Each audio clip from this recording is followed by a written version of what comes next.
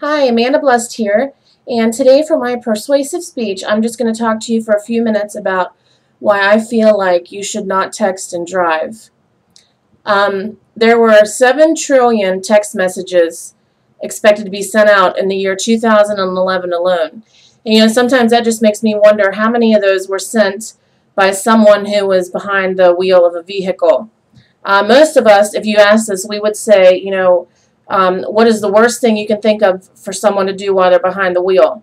And most of us would think that it would be somebody who is driving under the influence of alcohol.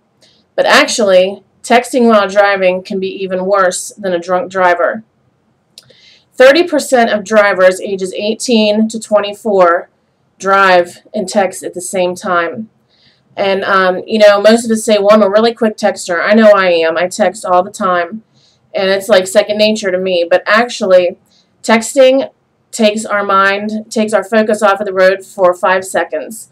And even though you think 5 seconds isn't a long time, it's actually enough time to drive the length of a football field. So, that's a pretty long distance. And an accident can happen in 2 to 3 seconds while you're texting. So that's pretty quick. Texting while driving also can take your reaction time and make it equivalent to that of a 70-year-old person. And it can reduce your steering capabilities by 91%. And that was just insane to me. I couldn't believe it when I heard that. An unimpaired driver usually can react and start braking within half of a second. Someone who is driving while under the influence of alcohol, they need an additional 4 feet to begin stopping, but somebody who's texting and driving at the same time needs 70 extra feet to even begin to react and start applying the brake.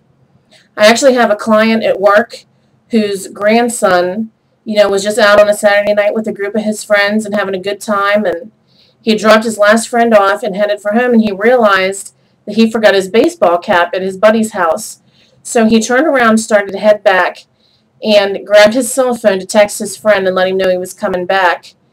And he ran off the road and rolled his truck down over an embankment, and they didn't even know if he was going to make it, all because of a little text message. And thankfully he's okay, but things could have been a lot worse for him.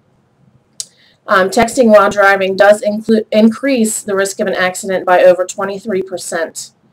And 95% of drivers say that they think that texting while driving is unacceptable, but 21% of those same drivers actually admitted to doing it anyway. And it causes 6,000 deaths, or 18 a day, and also causes about 500,000 injuries per year. And it is the leading cause in fatal crashes for 16 to 19-year-olds. It causes 21% of the fatal injuries. Now, there are devices that they're trying to make to put on your cell phone so that if you're in a car, your phones won't work if you're going over a certain mile per hour. So they are making strides to decrease this problem, but I still feel like that's not good enough, because even if you're only driving through town where the speed limit's 25 miles an hour, your phone will still work, and you still can cause an accident. Texting and driving still takes your focus off of the road. So, these deaths and everything that occur, it's not worth it. And, like I said, 21% of fatal crashes for teenagers, and this rate is expected to increase 4% each year, and that's just not acceptable to me. So as you can see, texting and driving is extremely dangerous and even fatal. So hopefully next time you'll pull off the road before you send that message, because you might save a life, and it might even be your own. Thank you.